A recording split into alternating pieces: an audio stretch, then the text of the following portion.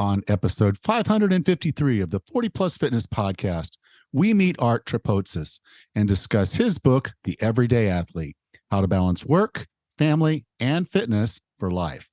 You can find the full show notes for this episode at 40plusfitnesspodcast.com/553.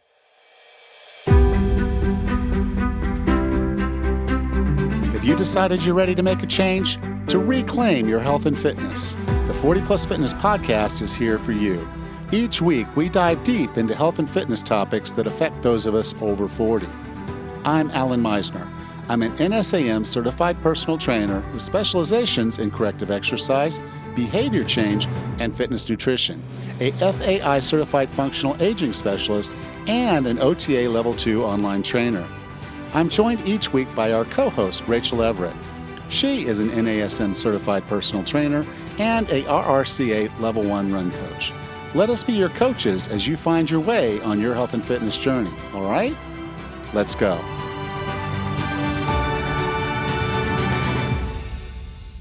Getting older is more than just losing your hair or your skin getting thin and crepey.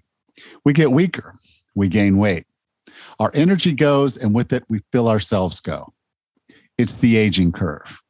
You look in the mirror or you see a reflection in a window and ask, who is that old dumpy? And you look away. There goes the confidence. Aches and pains seem to pop up like dandelions in your yard. If having an active retirement was part of the plan, well, what if I told you that you make this decision each and every day?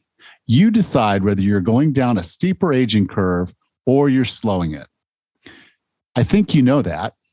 I think you are trying, but there's just something missing. With over 6.5 years of training people over 40, people just like you, I've learned that there are a few key things that trip us up. And I've made sure to address all of them in my BFFT program. The Be Fit for Task program, BFFT for short, is a 6-week deep dive that addresses mindset, nutrition, fitness, and self-care in a way that meets you where you are and takes you forward. We find the tactics and strategies that will work for you, giving you the tools you need. However, it's not good enough to know what to do. You have to do it and keep doing it. Consistency wins. And through BFFT, you have the accountability and support to get you there. Learn more at 40plusfitness.com/BFFT. Change is hard when you don't have the tools and accountability. BFFT will give you both, and you'll have me with you each and every step of the way. 40plusfitness.com/BFFT. Not deciding is deciding. You can stay on your current path or you can do something different. Check out 40plusfitness.com/BFFT now. You owe it to yourself to at least learn more about the Be Fit for Task program. I hope you will. Hey, Raz, how are you doing? Good. How are you today, Alan? I'm doing all right. I'm doing pretty good. Of course, I'm getting ready to get on an airplane to travel back to the United States for 4 weeks or so. I think it's about 4 weeks to spend time with family. And then I'm going to take an actual vacation. This one actually by myself in Mexico. So I'll be gone for about 5 weeks traveling around and seeing family and doing this and that.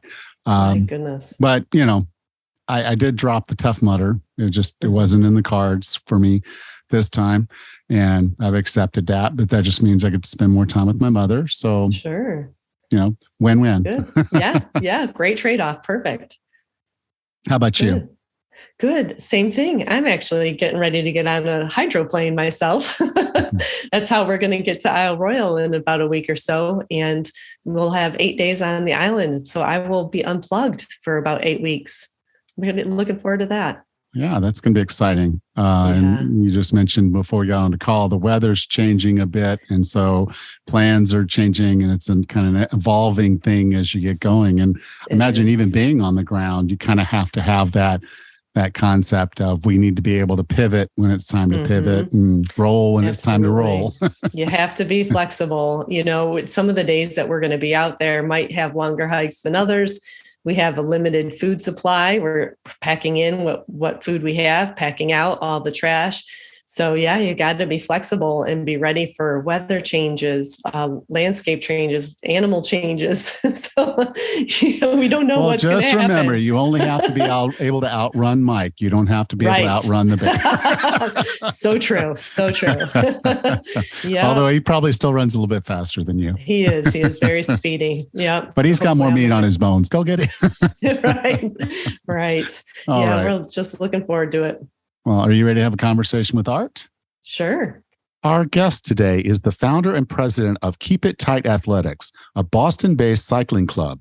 Since 1994, he is engaged in endurance sports, rowing, cycling, running, triathlon, while striving to balance work, family, and fitness. He has represented the United States at the ITU Age Group World Championships as a member of Team USA Sprint Triathlon Team and is a certified USA cycling coach. He has an MS from Tufts University and an MBA from Babson College. He is the CEO of a medical device company in Massachusetts. With no further ado, here's Art Trapotsis. Art, welcome to 40 Plus Fitness. Thank you so much for having me, Alan. So your book is called The Everyday Athlete, How to Balance Work, Family, and Fitness for Life. And, you know, there's a lot to unravel in that title for a book. And we're going to do some of that today, but this is a big thing. I mean, it's really hard for me to explain because I know I'm a coach, you know, and so by the time someone's coming to me, they've already somewhat pot committed, if you will, to say, I'm going to do something for my fitness. I'm going to do something, you know, and they're listening to 40 Plus Fitness. So, you know, we're somewhat there, but the whole balancing thing, you know, it's a lot of us miss that. Yeah, I mean, I initially thought that there were three sort of separate buckets with, you know, work, family and friends, and then fitness. But one theme that kept emerging when I was doing research for this book and interviewing people was that without fitness, it's really hard to succeed in the other two areas and to feel balanced. So fitness is sort of interconnected with everything else that we do in life. And we can't just think of it as a silo, you know, that we put on hiatus when we're focusing on work or family. Yeah, I actually did that when I was younger. You know, I think a lot of us fall into this trap, you know, where we get into our late 20s and 30s and we're like, okay, I'm putting in the hours and I'm getting promoted at work. And so it's almost like the more I pour of myself into my job, the better my career goes. And now you're competing with everyone else at work and you're winning those competitions because you're putting in the time, you know. And so I ended up at 37 years old, sitting on the beach in Mexico, by all accounts, fully successful. You know, I'm a vice president of a Fortune 500 company. And, you know, my life is wonderful, except I know I had fallen out of a volleyball game the day before. You know, I went to play sand volleyball and it was 4-on-4. It wasn't even twos. And I played one game and I subbed out. And I'm thinking to myself, I never would have subbed out in my entire life. You know, I would have been the last guy to sub out. I would have done it just to let people play, but I would not have subbed out because I needed to. But I did. So that next morning I'm sitting on the beach and I'm like, why am I so pathetic? You know, I've got all this great stuff at work, but I didn't have it at home. I didn't have it in my health and fitness. And so it really was that disconnect of balance that I was so one-sided. And I fought that for 8 years. You know, I'm like, how do I rebalance? How do I, it took me 8 years to figure it out. And for me, what it was this idea that everything that I had been successful at in my life, I committed to. And the only way I was going to find balance was if I equally committed to all three things. Did you feel unbalanced during those 8 years? I did, but I kept trying. You know, it was like this yo-yo thing, or like it was like gravity almost. You know, and I kind of equate it to, I don't know. I've seen movies where two planets are coming together, and you got the gravity going one direction and the gravity going the other direction. And I would start getting pulled one direction, and then all of a sudden work would be there. I'd turn to face work, and you know, I'm back the gravity well. And yeah, and another year later, I got another promotion. I worked so much harder, and then I'm right back being spit back out. Like, wow, that didn't work. I'm still not fulfilled. And so, yeah, it was definitely it was a really hard thing to do because it meant breaking a lot of who I was down and saying, okay, why am I the way I am? And then, it meant breaking up relationships. It meant cutting back at work. And it meant, finding the time to do those things and really just figuring it all out. Yeah. So I was a competitive cyclist earlier in my life. And when, I got a real job, went into the real world, got married, started to have a family, and became less competitive. But I noticed that there were quite a few folks in my circle of friends that were still remaining competitive with cycling. And I was wondering how they were doing it. So I started to interview some local masters athletes to put on my blog. And as I spoke to more and more people, I became really fascinated because I was like, oh, there's quite a few folks who sort of figured out how to manage all three aspects of their life. And I started to weave together some common themes and create this book, The Everyday Athlete. And, one of the big things that came out of it was time management. I mean, just learning to be flexible and taking advantage of available time when you get it, to sneak in exercise whenever you can, even if it's just, a 30-minute run or weightlifting session. It doesn't have to be some massive, 2 to 4 hour endurance ride, which is sort of the norm if you're a cyclist or in the endurance world. So that was one of the themes that came out, was the time management piece. And that was definitely part of it. And to me, again, it was about the committing to the fact that I had to have that balance or I wasn't going to be complete. And then from there, everything just sort of started falling in line, because once you truly commit to something, you have to do it. It's not, you don't have the choice anymore. And I knew I was at that point. I knew I was. And, you said something earlier though, that I think is really important. And it was that if you don't have fitness, it's maybe even impossible to really be fulfilled or balanced in those other areas.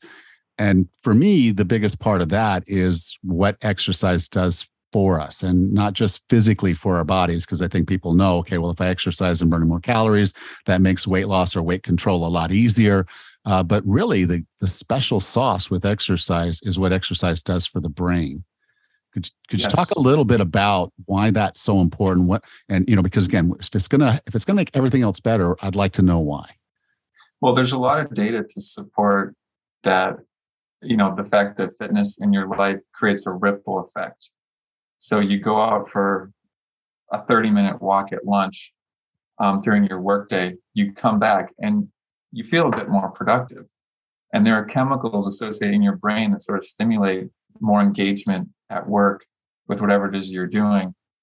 In the book, I reference a book called Spark, which talks about, they performed some studies with students who had a break or performed, physical fitness during the day. And they just, those students were better students over the course of the year because they were just more engaged and they learned better.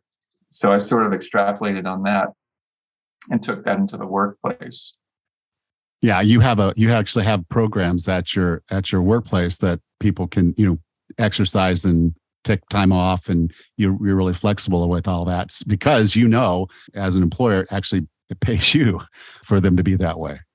Yeah, we installed, we moved to a new facility about 3 years ago, and one of the layout pieces was, okay, we need to put a gym in here to make it as easy as possible for people to get some exercise. So we've got showers, we've got a gym, we created a wellness program with monthly activities that are totally voluntary. Nothing is forced upon anybody, but they're pretty fun. I mean, we had just in a couple months ago, we had our annual walking challenge, where if you have a Fitbit or an iPhone or something, it records your steps, and it became sort of a little bit competitive, but it also is kind of fun because now you see people going out at lunch and getting in their steps and walking with their colleagues and recording it on the weekends.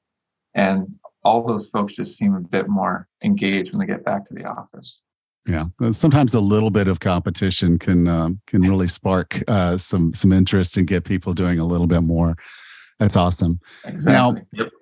Now you hit a concept in the book that, well, and I know it's gonna resonate with Rachel kind of big, because this is something she does. But you titled the book Everyday Athlete. And so we're not just talking about the person who's competitive or thinking about going Masters Olympian or something like Mhm. this is just the person that wants to be able to hike on the weekends, like something beautiful. They want to be able to ride their bike, play tennis again, or just do things, be a great grandmother, just that awesome person that keeps up with grandchildren at the zoo. Can you talk about the value of calling yourself an athlete? Yeah, I think that, there's so many hurdles in the way of folks finding a way to get fitness in their life. And I think, and I propose this in the book, that if you think of yourself as an athlete, you're training for a 5K or 10K or a marathon or something. And if you just start to think of yourself as an athlete, then you start to adjust your behaviors a little bit. Oh, I think I'll go to sleep a little bit earlier tonight. Maybe I won't have that extra piece of cake, but also it becomes just more ingrained in your daily life.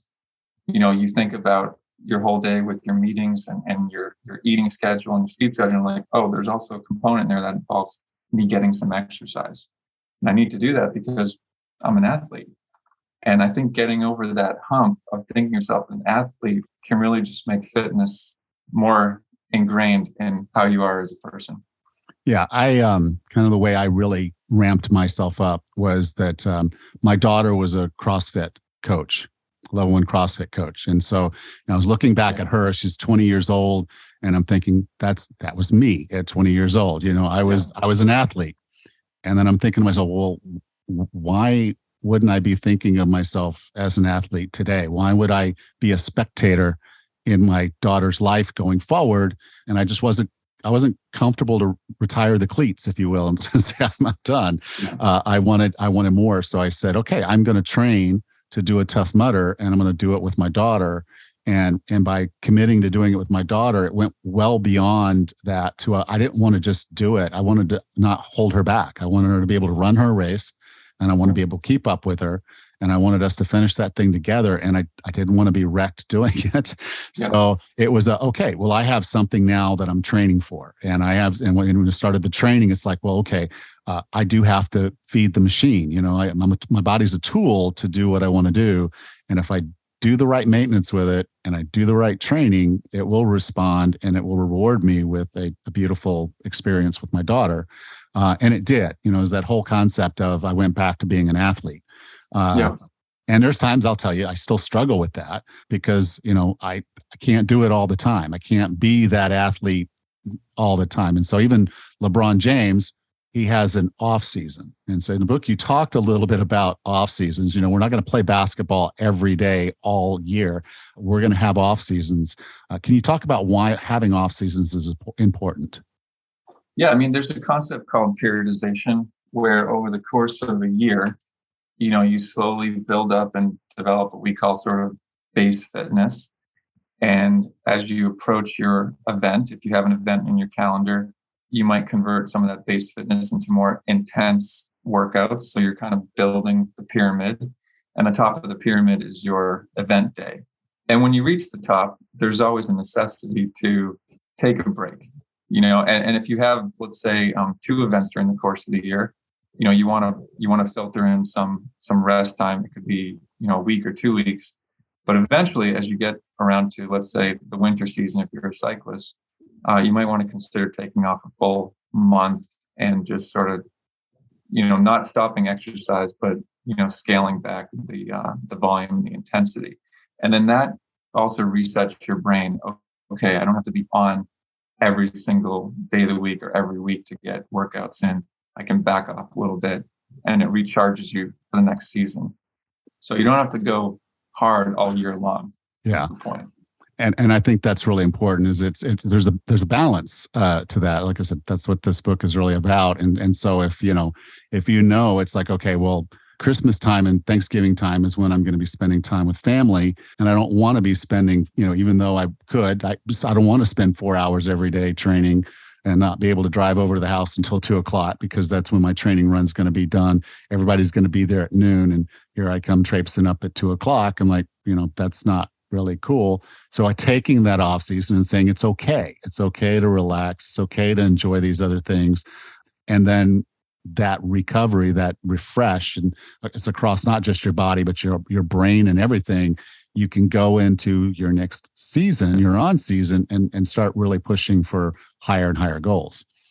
Yeah, it's okay to, give yourself a break and be gentle with yourself. You don't have to, drive yourself into the ground all year.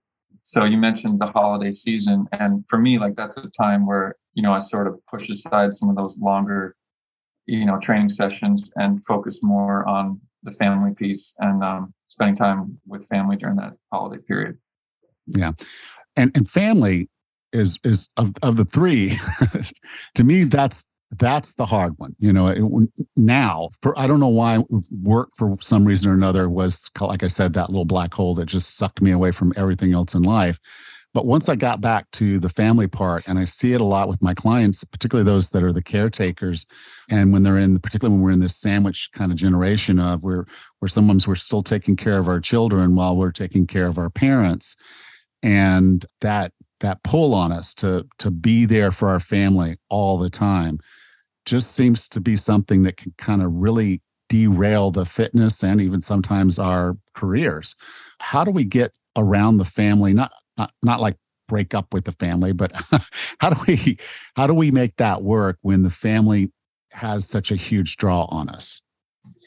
I think it starts with communication and basically expressing to your significant other and to your family members like what you value and what's a priority for you. So if getting in a run on the weekend is really important to you, then you don't sit down and say, hey honey, I want to go out and do a huge ride this weekend. I'll see you later. It's more like, hey, what does the family want to accomplish this weekend? We have some commitments here, some chores here. Can we carve out a little bit of time for me to go out for a run? And I think having that communication is so important because if it's not there, then the partner will always feel some sort of resentment, or you're leaving them hanging with the rest of the family activities to organize and create. So the communication is like the first piece. And there's a lot of little things we can do to improve communication, like having a family calendar. Yeah.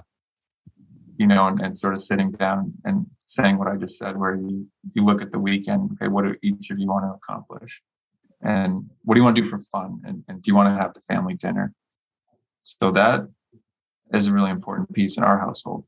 Yeah, I think the way you put it in the book was really great. Was that, and you had little kids, so this is not like you're talking about just send the teens off to spend time with their friends, and you go do your run. This was okay. We've got little kids.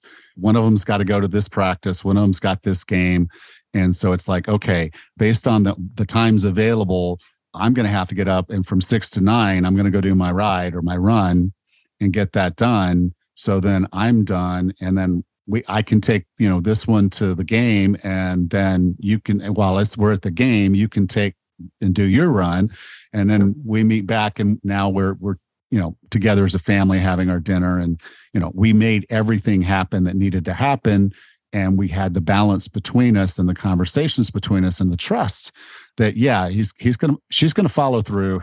I'm gonna follow through, because it's not just I'm gonna get my run in. It's like, I think I'm gonna go play some golf with the guys. I got a call. I'm gonna go play. No, we commit. We do the right thing, and that communication and trust means that they're willing to give because you're willing to give. And in the end, if you're not taking care of yourself, then you're not really going to be 100% for your family, as we mentioned earlier, how key fitness is to all the other dynamics.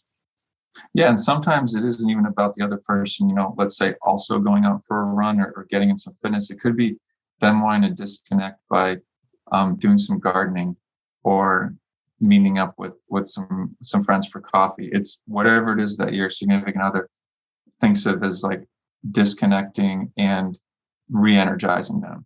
So I think it's just having a respect for whatever your partner feels like they need to do to stay balanced. Yeah, my wife would be the I'm going to go spend some time with my friends kind of person. She's not going for a run, but so I totally get you there. But we're different people and we have different needs, and with the respect we have for each other, that we make it work.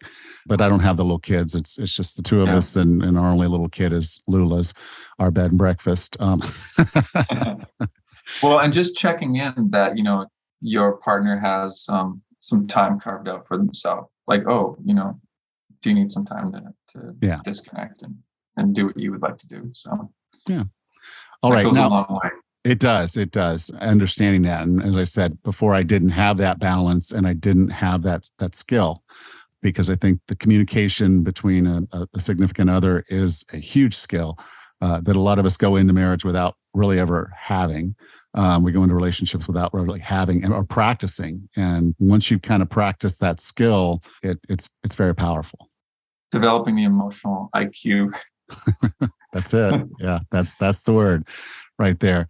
Now, one thing I always recommend, and a lot of other people recommend, is do something you enjoy. So if your fitness doesn't have to be, okay, I got to get you in the gym, I've got to do 3 sets of 8 on that leg press, and then we're going to move over to this machine and we're going to do 3 sets of 8. For a lot of people, that's intimidating, scary, and they're not going to enjoy it.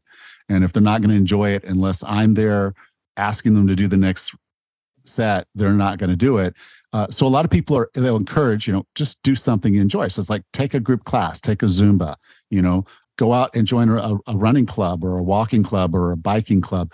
Why is this group training? Why is that so valuable? What's the draw, and why are so many people interested, and why is it so much more fun? I guess would be the question, is what are all these values that group classes do that we wouldn't do ourselves? Well, part of it has to do with the motivation piece. Sometimes it's just really challenging for you to get your own butt off the couch and to go out and do that ride. But if you know that there's, 5 or 6 people waiting down the coffee shop for you to also go out for that ride, then it's just a little bit, gets you a little bit more of an edge to get out there and do that. And, in our area where I live, our neighborhood, we have weekly group rides. There's something going on every day of the week. And it's super motivating because on Monday, if it's your recovery day, there's a recovery ride. The folks around here call it the muffin ride because it meets up, at a coffee shop after for muffins. And I think that's got a lot of folks in our area off the couch and motivated. And many of them have events in the calendar now where they're doing, centuries, 100-mile rides. And these are folks who were not engaged at that level of, athletic fitness just a few years ago. So the group ride or whatever group activity you want to do, it goes a long way for motivation. Now, a lot of people will look at that, and they'll say, "Oh, well, I'm going to go try to ride with people that are doing 100-mile races and more." And it's like, well, I physically can't do that right now. So, if we're going to go do a training ride, see ya. They're going to leave me in the dust. But you also mentioned a concept that you called the no drop mentality. And so occasionally some of the groups that you train with will use this or have this. Can you talk about what that is and how that could help someone who's maybe just a little intimidated to get started? Yes, the no drop ride. So when you get dropped on a ride, it means that you've fallen off the back of the group and basically have been left for dead. And no one's waiting for you and you're riding by yourself. So there's, a number of rides throughout the week or the month where we announce, a no drop ride where it's basically, at the top of the hill, we'll wait for everyone to gather and you never felt like you're left behind. There's always someone looking out for you and it's at a pace that usually everybody can hold. And it really lowers the barrier to entry because it's like, okay, let me show up. It's a no drop ride. I know I'm going to make it all the way home on this 25 or 30-mile loop and I'm not going to be left to figure out, how to get home. So with that, we've actually drawn in quite a few newbie cyclists and they've loved it. And over the years, they've gotten better and they've gone on to some of the harder group rides that, become very competitive. But I love the no drop ride. It's my favorite one to do, especially on Sundays. Yeah. The concept to me, it's two-sided. And the two-sided is this. One is, as a group, I think it's really great that you're having this inclusivity of saying we want to introduce more people to this sport, to this thing. And the way we do it is by making them feel more comfortable and more included. And I can tell you, in a gym environment, a lot of people feel intimidated. They walk in there and they see the big guys over by the free weights. They're kind of like, oh, I'll just hang out over here by the treadmill. Don't mind me. But the reality is that a gym environment, most gym environments are no drop mentalities. The guys you see over there in those heavy weights, they're happy to see you there. They won't walk over and tell you and welcome you, but they're glad to see you there because by you paying a gym membership, you're helping pay for that equipment they're using too.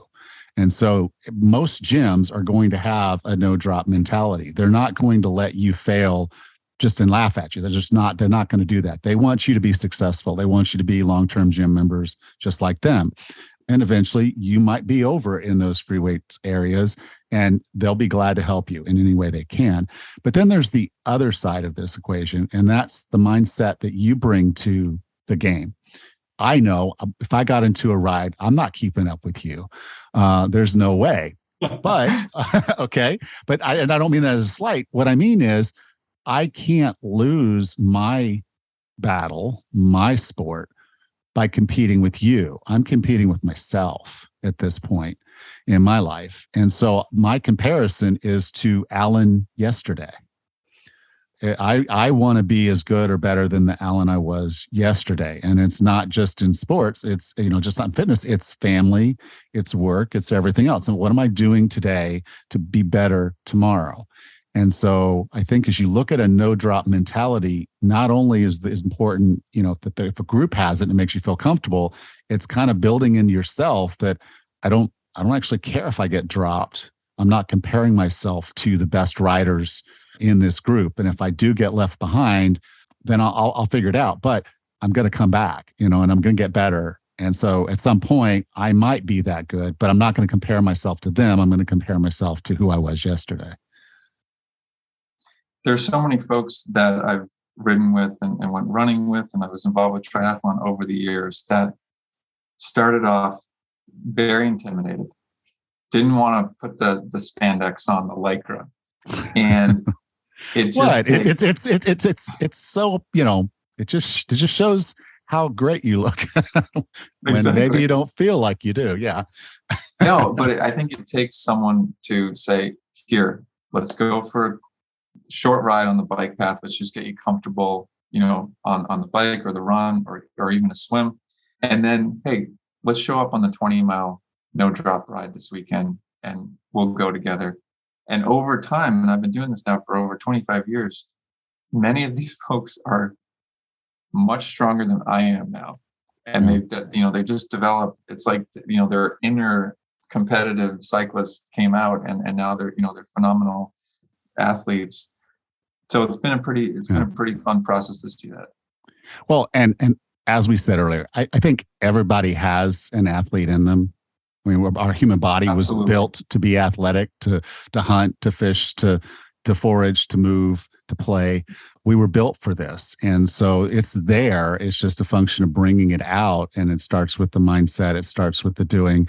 And if you can find these groups and find the way to do the training where, you feel comfortable, but then you push that comfort zone, then you get better. And I think that's one of the keys. And what I really liked about your book was it just kind of pulled that all together to say, if you want this balance, it's within your grasp. And yes, exactly. it's not just a concept of having it all, which I think is what a lot of people think balance is, but it's the understanding the compensations with all of them to fit them together in a way that fits your lifestyle.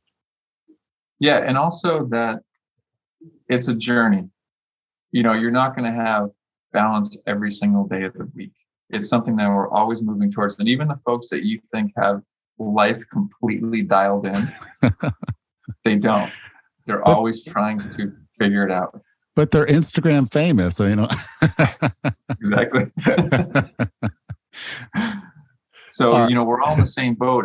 I've interviewed over 100 folks for this book of all walks of life. And every single person I interviewed, no matter how successful they appear on the outside or how successful they appear as far as athletic prowess, everyone struggles.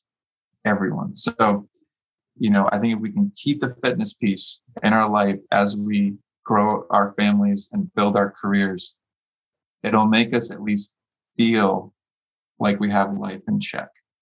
And that's what my proposal is in the book. Yeah. And I would say being over 40, if you can reintroduce fitness into your life, it's going to enhance those other things just as well. I totally agree. there's quite a few folks who, were competitive in high school, or maybe not even competitive. They just did some sort of sport in high school. Maybe they played in college, and then there was nothingness, in their late 20s or even into their 30s. And then they feel like, okay, I need to get back into doing something. And when they do that, it's like a switch turns on and the rest of their life starts to fall in place. Yeah, career-wise, family-wise. And it's not even that you were an athlete when you were younger, because I remember I was 29 when I ran an ultra, 50-mile ultra, and I was standing in the morning meeting, and they have this briefing it was the day before briefing, and so we're sitting in the briefing room, and I'm standing next to this really old guy. I mean, at the time I'm like, okay, he's ancient. He was 68 years old, and so we start talking, and I start looking around. I'm like, everybody here is like way older than me. And like, what's going on? In what bizarre world am I in? And he said, he says, most people don't actually even ever start running until they're in their 40s. He said most ultra athletes were not really necessarily even athletes when they were younger. They got into their 40s, and running was a way for them to de-stress and get in shape. And then they just kept adding miles. And here we are, lining up tomorrow for a 50-mile run.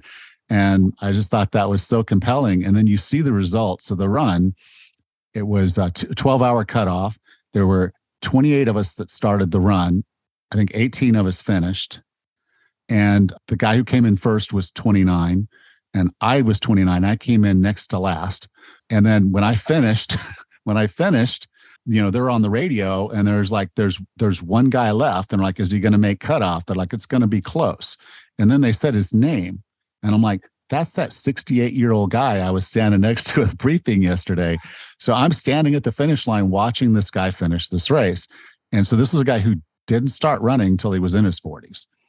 And here he is competing in, competing with himself, but competing in this 50-mile run. And he finished it just under time. And so, it's like at that point, I knew anything is possible. You can come back at any age, and you can do this at any time. So it's not that you had to be an athlete. The athlete's there. It's always been there. And it's just a function of pulling it out and using it now, using your fitness, because it's going to enhance everything. Well, one thing I'm glad you just told that story, because one thing that resonated with me in one of my first triathlons, I was maybe around 25 years old, and there's a couple of older categories that started in a wave behind us, about 10 minutes behind us. And in any triathlon, usually they put your age on their calf. So with a marker, you can see the age of the person. So here I am in the final leg of the 5K or 10K. I'm 25 years old, and I'm going at a pretty good clip, maybe like a 6-minute mile pace or something. And up comes behind me is this gentleman, and he's fast, and he's blown by me. And I look at his calf. It says the number 47. Okay, I'm now 47. I see his number 47. I was like, oh wow, he actually started 8 or 10 minutes behind me. And the thing that resonated with me was when we got to the finish line, his wife was there, and 2 of his kids were there, and I just thought, this is amazing. And that's what really motivated me over all this time when career and family, that you can keep doing this. You can keep doing it. You can still be competitive and have the whole thing. So that resonated with me, and I just love that you kicked my butt there. Well, good. And hopefully he's still running, but hopefully he's still doing that. All right. I define wellness as being the healthiest, fittest, and happiest you can be. What are 3 strategies or tactics to get and stay well? That's a great question. So number 1, I think consistency. Try to do something multiple times a week. I'm going to say at least 5 times a week. That's one thing. Number 2, and I'm only saying this now because I have a lot more years of experience under my belt, sleep. Sleep is so important, because then you're ready to go the next day 100%. The third thing is having the ability to disconnect. And when I say disconnect, just disconnect from work, disconnect from your phone, and just letting your mind sort of recharge. And, you can do that in the form of meditation, reading a book. but I think that's really important to just overall wellness. Thank you. I love those. Thank you. Art, if someone wanted to learn more about you or learn more about your book, The Everyday Athlete, where would you like for me to send them? You could go to arttrapotsis.com, and you could also find me on Amazon or Barnes & Noble if you search for The Everyday Athlete. You can go to 40plusfitnesspodcast.com/553, and I'll have a link there for that book and for your website. So thank you, Art. Thank you for being a part of 40 Plus Fitness. Thank you so much, Alan. This was a lot of fun.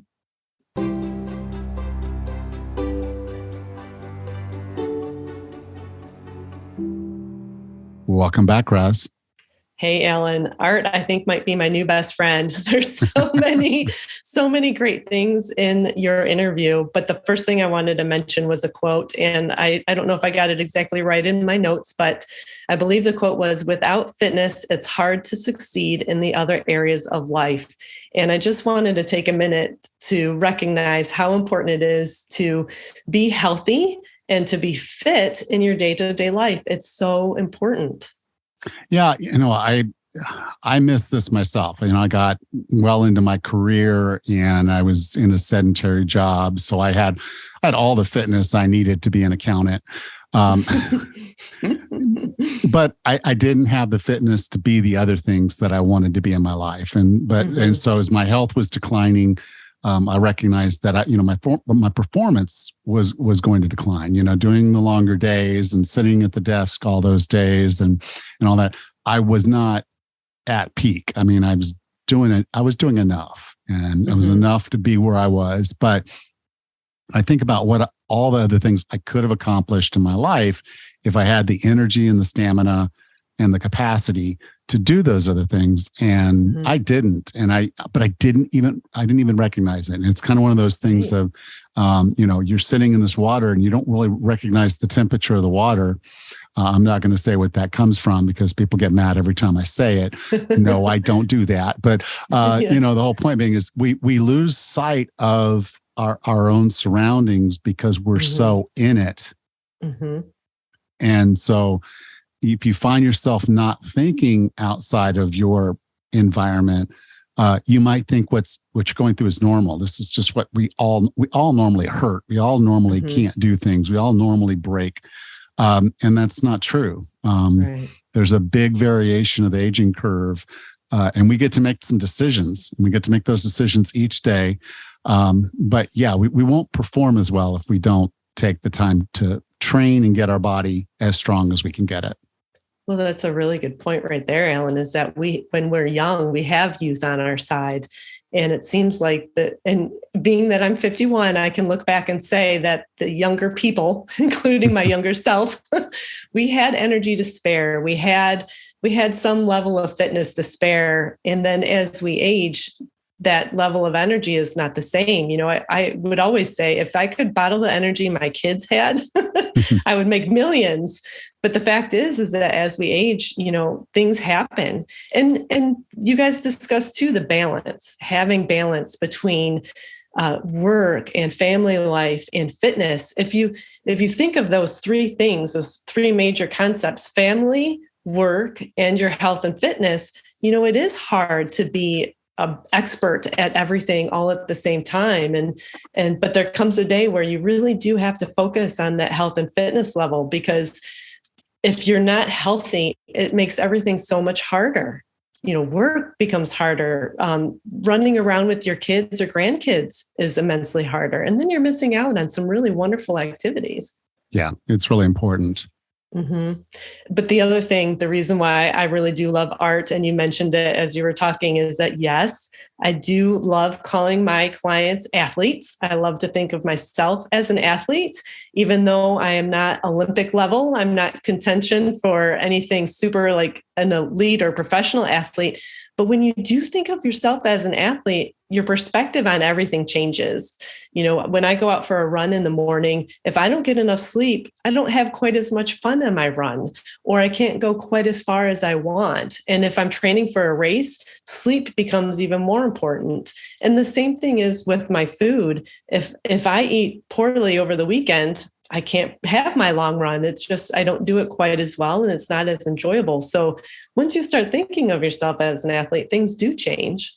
Yeah. I spent so much of my early life kind of doing this flip flop of am I, you used the word early on when we were talking before we came on as academic, thinking of yourself as an academic or thinking yourself of this or thinking, and you tend to get this tunnel focus, or at least I did. And so it was like, yeah, when I left high school, when I was in high school, I was an athlete. That's all I thought of. I didn't think of high school as even an academic pursuit. It was something I had to do to be on the football field, the track, the tennis court. I did those things, but I was an athlete. That's why I was in high school. And then I got into junior college and it was like, okay, well, now I have to be an academic and I have to just be an academic. And so I was so focused on the academics that when I then had to make a pivot in my life, it was like, I've been working so hard in one area, I didn't want to do that anymore. And I pivoted all the way back to athletics. In fact, the reason I went infantry in the military was they showed all these videos of all the things I was capable of doing. And when I passed the ASVAB, the score, my recruiter said, you can do anything. You can literally do anything in the Army you want to do. Wow. And so I just told him, I said, drop everything that says engineer, mechanic, anybody that fixes or does anything with their brain, just turn that one off. They came up with field medic, artillery surveyor, which was math, and then infantry. And they showed the infantry guys, and they're all just running around all the time. And I'm like, that's what I want to do for 2 years. And and so, yeah, quite literally, it was signing up and just saying, what can I do for 2 years to earn some money for college? And I did 2 years of infantry. And I'm not going to say it didn't use my brain power, but it didn't use it to the power of thinking of academics. It was, I'm learning everything I can about this field of study, which is how to kill people. Yeah, but physically, I was focused on being the brute, being the most physical person I could be. And then I left that and went back to college. And in college was probably the only time I feel like I had balance because I was, except for family, because I got married. And so I was in college. I had college, lifting, and then work. And there's rinse and repeat every day. And there was no other time. And quite literally, yeah, I was taking a full load, working full time, and getting in the gym 2 hours every day. That was my entire life. And so I've never, until about now, been in a position where I've said, okay, I can manage to balance. And so I understand the challenge of all of this. I'm fortunate now that the kids aren't home. So, there's not that. There's my wife, my dogs, they're my home and my family right now. And then I'm going to go visit family. I'm beginning the research of where are the gyms in all little towns that I'm going to be at. I know there's a YMCA in my mother's town, and it's like $5 a day to work out there. Maybe cheaper if I pay by the week. So I'll have to see. At least it was the last time I was able to work out there. Last couple of times I've been there, it was closed because of COVID. But that's kind of where I'm looking at is what can I do to keep my fitness on track? And I'm realizing cardio might be a better option for me during this next month. I'll just have to look at it, but I'm more in a position now to have balance than I ever have been in my entire life. And so that's where I'm at. And not everybody can do that, but the closer you are to balance, the better all of this fits together, so that you don't feel like you're losing anything. You don't feel like you're giving anything. It is a compromise. And there are going to be points in time, as Art said, when you're training for something, or there's a family thing, or there's something going on at work that you need to focus on a project. But you need to think about the after the project or after the thing, because you got to get back to more of that balance. And if you don't do that self-audit, it's very easy to lose sight and find yourself again very one-sided. I know I have a tendency toward that. So, I'm going to spend a lot of time with family. For me, also being an introvert, that energy is energy spent but I still need to be able to focus on clients and focus on my health. And I know what's going to happen as soon as I come back to this island. My being alone fitness, going on long walks thing is going to happen. Yeah. So I'm going to need that. Yeah. So just looking at how I'm going to maintain balance, as particularly during these changes, is really important. And I think that's kind of a message I took away from it. For sure. And I think part of having that balance or finding that balance is also being flexible. I know that when my kids were younger, I would get them up for school, go do a quick run, make sure they got on the bus, and then I could finish the rest of my day. And just like you said, now that my kids are college age, I don't need to worry about, whether or not they get on the bus. I can schedule my runs at any time. And when you travel, you're going to find some time to do walks in the morning and enjoy the cities that you get to visit. And it's a lot of change, but you could still make that a priority wherever you are in life and whatever responsibilities you have. And it is really important to focus on that, because I like to tell my clients this too. You can't pour from an empty cup. You need to take care of yourself before you can take care of other people. And so if that means a quick 10-minute walk or a 10-minute run in the morning, you're going to feel energized and you're going to feel a little less stress and a little more happy. And you'll be able to be more patient as a parent or with a loved one. So it's just really important that you are flexible and try and squeeze in whatever fitness you can whenever you can. Absolutely.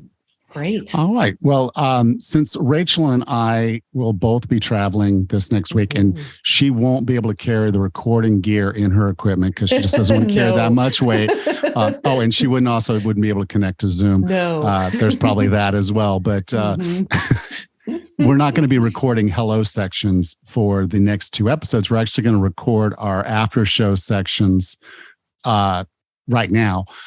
So there's no reason for us to say 3 hellos when it's the same day. It's 10 minutes apart. So just realize we will skip the hello sections in the next 2 episodes, but we are going to record our afterthoughts for each of those 2 episodes in just a few minutes. So Rachel, I'll talk to you in a few minutes, but everyone else, I will talk to you next week.